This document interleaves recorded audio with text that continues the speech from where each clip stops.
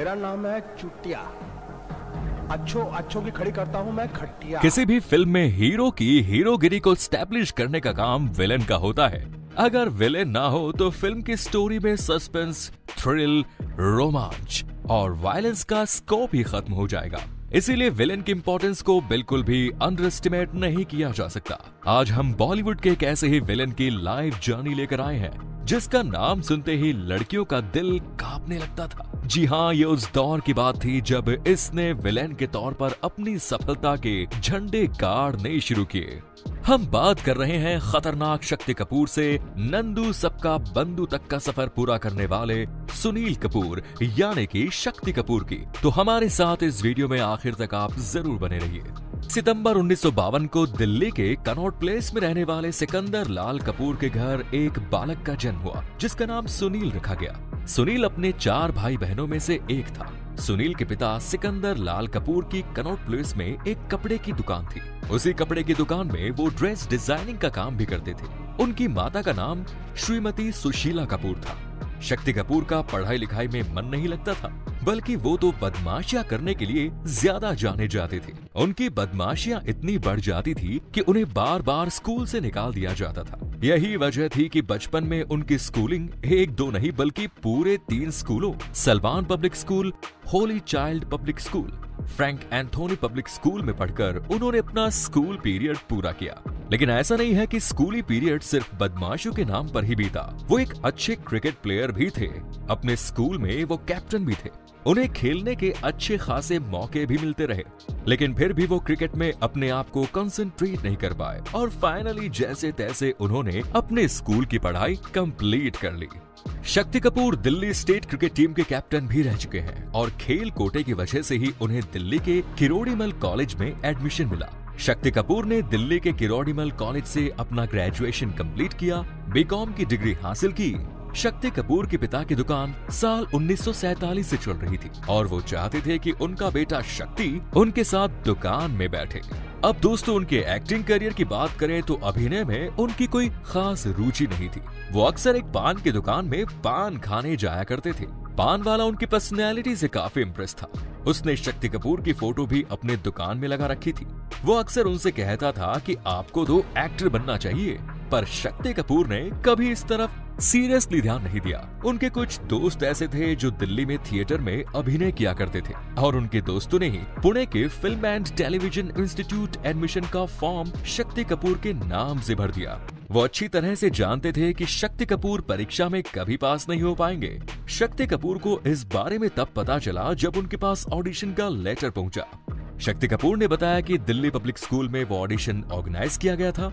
उस ऑडिशन में 45,000 लोग पहुंचे, जिसमें से केवल 10 लोगों को ही चुना जाना था और उनका ऑडिशन देने के लिए जो लोग बैठे थे उनमें दादा मुनि अशोक कुमार, ऋषिकेश मुखर्जी और कामिनी कौशल जैसे मंझे हुए कलाकार बैठे थे। दिल्ली पब्लिक स्कूल में हुए इस ऑडिशन में शक्ति कपूर की किस्मत चमकने वाली थी, लेकिन इस बात को शक्ति कपूर नहीं समझ पाए। ऑडिशन देने के लिए गए, सिलेक्शन कमेटी में सभी के पैर छुए और उनसे कहा कि मैं कोई एक्टर नहीं हूँ, केवल दोस्तों के चक्कर में यहाँ आ गया। इसके बाद उन्होंने अपना ऑडिशन दिया और घर आ गए। लगभग 1 महीने बाद उनके घर पुणे के फिल्म और टेलीविजन इंस्टीट्यूट से लेटर पहुंचा।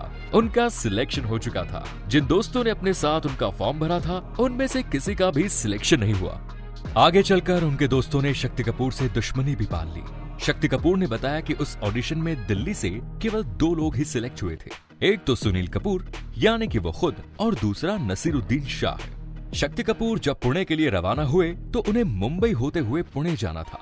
रेल में उनकी मुलाकात अनिल बर्मन नाम के एक व्यक्ति से हुई जो मुंबई में उन्हें अपने बहन के घर ले गया। संयोग देखिए, वो व्यक्ति कोई और नहीं बल्कि विनोद खन्ना के भाई प्रमोद खन्ना का बहनोई था।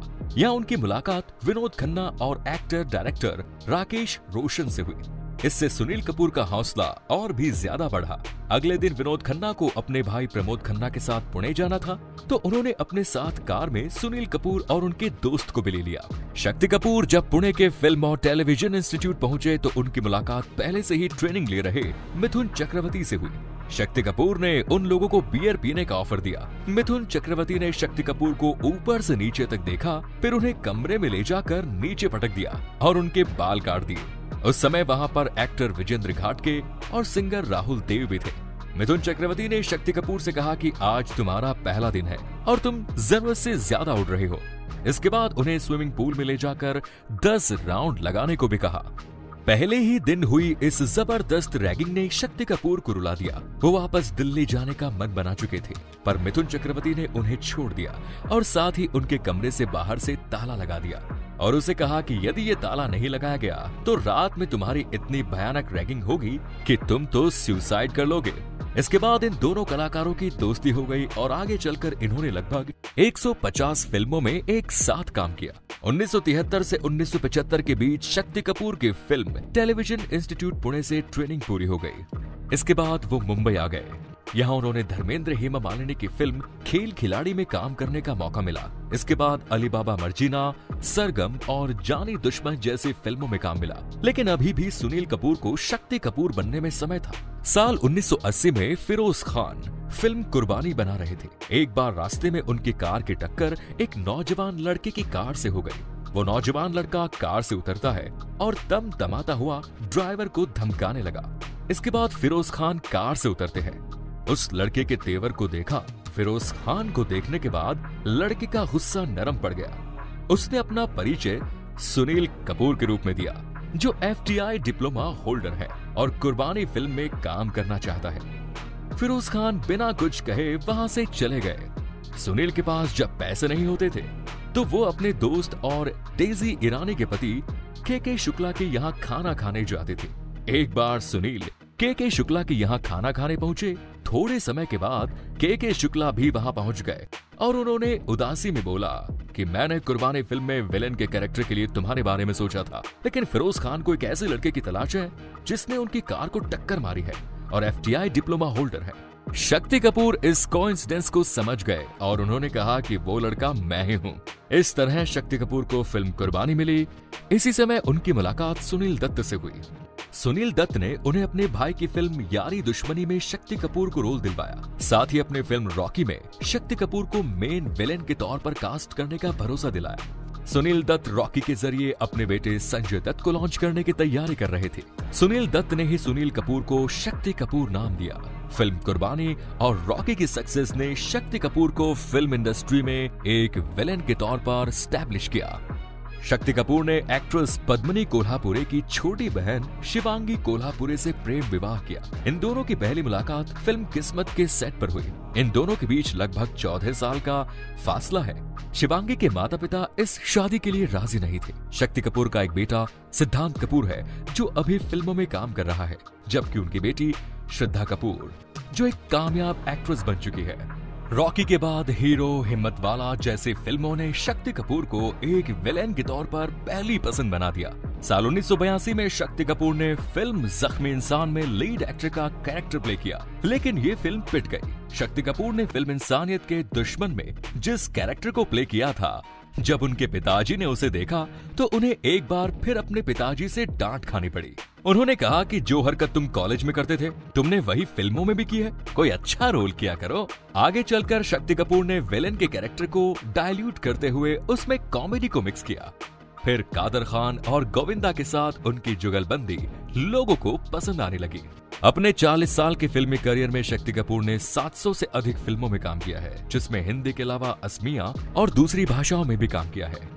शक्ति कपूर का नाता विवादों में भी रहा है। साल 2005 में वो एक्सटर्नल एक्ट्रेस के साथ अनर्गल बातें करते नजर आए, जिसके चलते उन्हें एक्टर्स गिल्ड ऑफ इंडिया ने एक हफ्ते के लिए बैन कर दिया था, लेकिन उन पर लगे सारे आरोप झूठे साबित हुए।